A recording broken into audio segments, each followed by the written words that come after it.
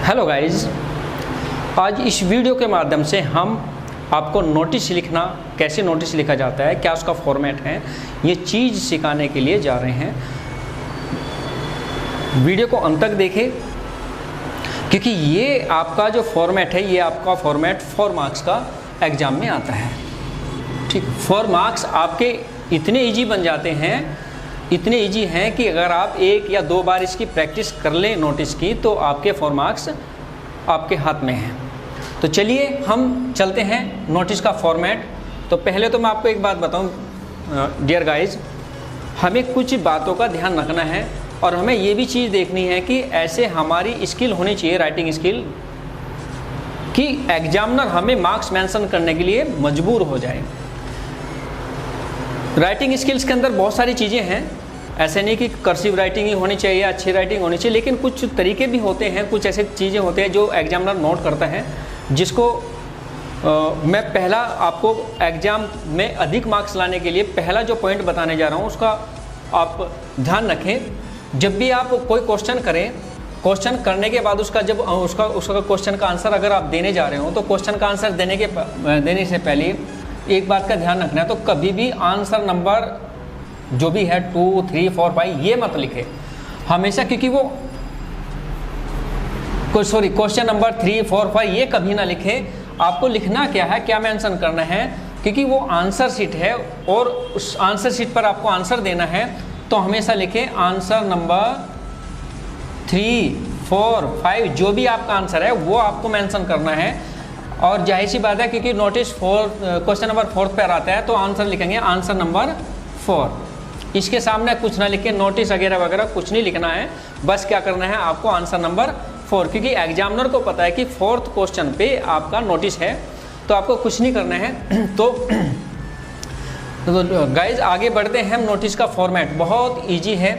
Notice का format लिखने के लिए मैं आपको बता रहा हूँ, इन चीज़ों को फॉलो करेंगे, इनका ध्यान रखेंगे, तो आपके 4 मार्क्स आपके लिए ईजी बन जाएंगे। तो सबसे पहले नोटिस लिखने के लिए क्या करते हैं हम, सबसे पहले क्या करते हैं, name of the institution, name of the institution या ऑर्गेनाइजेशन कह सकते हैं। मीन्स संस्था का नाम, जो संस्था नोटिस जारी कर रही है, हम सबसे पहले उसका नाम यहाँ मेंशन करेंगे। फिर उसके बाद नंबर 2 पर आता है आपका, यहाँ लिखेंगे नोटिस कैपिटल लेटर्स में।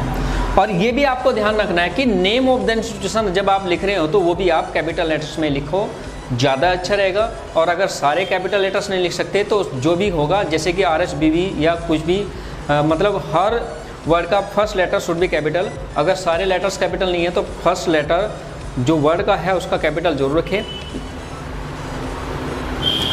इसके बाद आपका क्या आता है, आपका आता है हेडिंग। तीसरे नंबर पर हेडिंग, या आप कह सकते हैं सब्जेक्ट। किस विषय पर आपको नोटिस लिखना है, क्या आपका टॉपिक है, क्या आप पब्लिक को या स्टूडेंट्स को बताने जा रहे हैं, तो वो आपका टाइटल यहाँ आना जरूरी है। इसके बाद इधर हम करते हैं डेट मेंशन।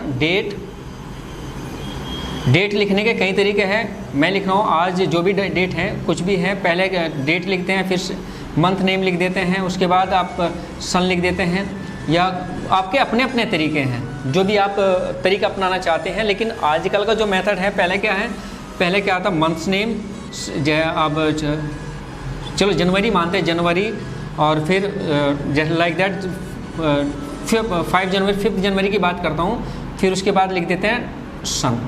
ठीक है, तो इस तरह से डेट मेंशन करने का एक अलग अलग सबका अपना अपना तरीका है। आप डेट ना लिखे, ये लिख दे, आप ये ना लिखें, इस वर्ड को ना लिखे, बस ये मेंशन कर दे, इस तरह से वही काफ़ी है। जरूरी नहीं है कि डेट वर्ड लिखना, बस ये वर्ड लिख दीजिएगा आप, ये जो तारीख है वही मेंशन कर देनी है। ठीक है, तो इस तरह से इससे आगे बढ़ते हैं। फिर आपका आता है, यहाँ पर आता है कंटेंट। ठीक है, और कंटेंट के अंदर विशेष ध्यान रखना है, कंटेंट के अंदर कुछ चीज़ें ऐसी होती हैं जिसको एग्जामिनर स्पेशली चेक करता है। बाकी आपकी क्या लैंग्वेज है, किस तरह से आपने उसको लिखा, इसको कोई एग्जामिनर मेंशन नहीं करेगा ना, उसको उस पर ज़्यादा ध्यान करेगा, उसको इग्नोर कर देते हैं। करता क्या चीज़ है, एक तो आपकी नोट करेगा प्लेस वेयर, कुछ चीज़ें होती हैं जो वेयर, एक आता है टाइम,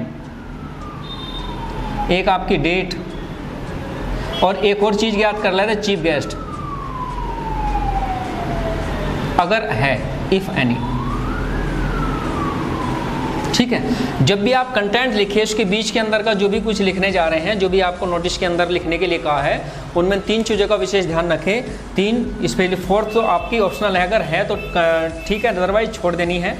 तो एक तो प्लेस, टाइम एंड डेट, ये 3 चीज़ मेन है, इम्पोर्टेंट है। इसके बाद हम आगे बढ़ते हैं। फिर आता है आपको, जब आप इसको नोटिस की लाइन लिख लेते हैं, फिर आता है आपका सिग्नेचर,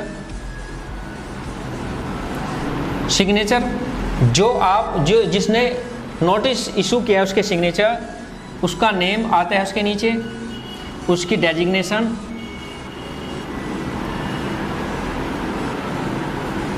मीन्स उसका पद, उसकी पोस्ट।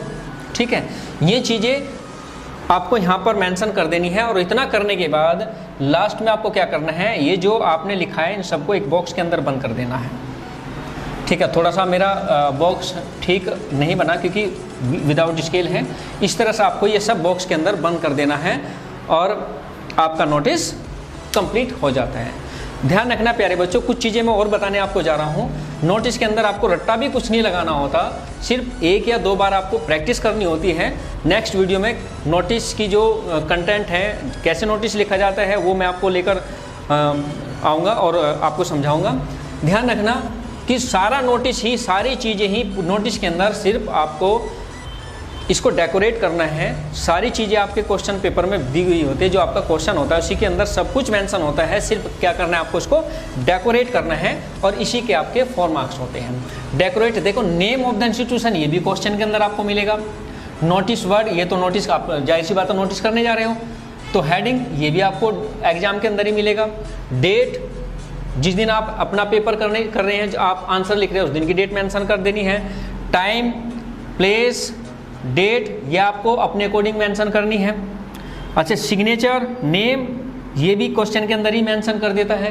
तो लगभग 70% क्वेश्चन का आंसर आपके एग्जाम में ही होता है और बस आपको करना क्या है, इसको डेकोरेट कर देना है। डेकोरेट मतलब एक सिस्टम से, एक सीक्वेंस में आपको उसको लिखना है और इसी के आपके 4 मार्क्स दिए जाते हैं।